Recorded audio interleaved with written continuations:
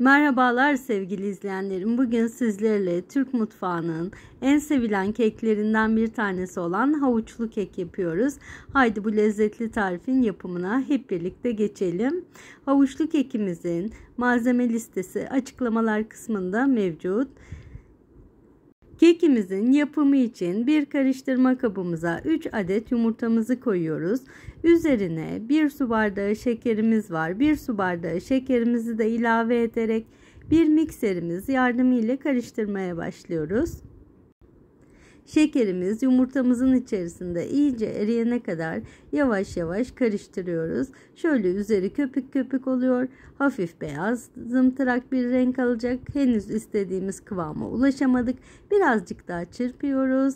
Yavaş yavaş, evet, şekerimiz eridi.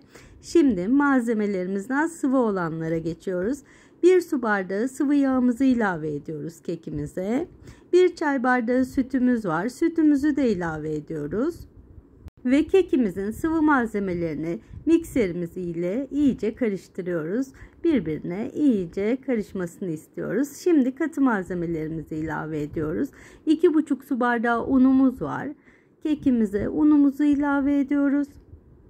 Unumuzun üzerine 1 paket hamur kabartma tozumuz var. 1 paket hamur kabartma tozumuzu, 1 paket vanilyamızı, 1 tatlı kaşığı tarçınımızı ilave ediyoruz.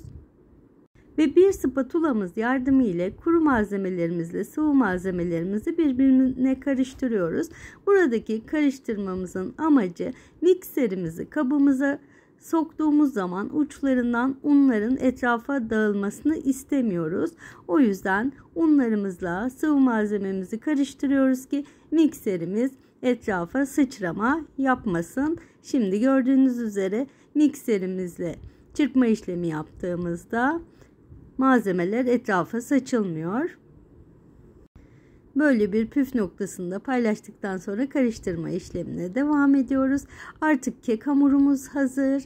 İçerisine 1 su bardağı ceviz, 2 adet rendelenmiş havuç ilave ederek artık spatula ile karıştırma işlemimize devam ediyoruz. Havucumuzu ve cevizimizi de kek hamurumuzun içerisine spatulamız yardımıyla iyice yediriyoruz. Ben spatulam ile kekimin harcını karıştırırken siz de kanalıma abone olur, beğen butonuna basar ve bildirim zilini açarsanız çok mutlu olurum. Şimdi kek hamurumuz artık hazır. Sizler için kıvamını da göstermek istiyorum. Şöyle gerçekten harika kıvamda bir kek hamuru elde ettik. Kek kalıbımızı sıvı yağımız ile yağlıyoruz. Her yerine gelecek şekilde yağlama önemli. Lütfen kalıbınızın her yerine değmesine dikkat edin. Ben kek kalıplarında her zaman sıvı yağ kullanıyorum. Hiçbir sıkıntı yaşamadım. Artık hamurumuzu kek kalıbımıza boşaltma zamanı. Şöyle hamurumu kek kalıbımıza boşaltıyorum ve birkaç kere tezgahıma vurarak içerisindeki havayı çıkartıp 180 derecede kekimi 30 dakika pişiriyorum. Kekimiz pişti, fırından çıktı. Şimdi oda sıcaklığına gelene kadar biraz kabının içerisinde soğutuyorum.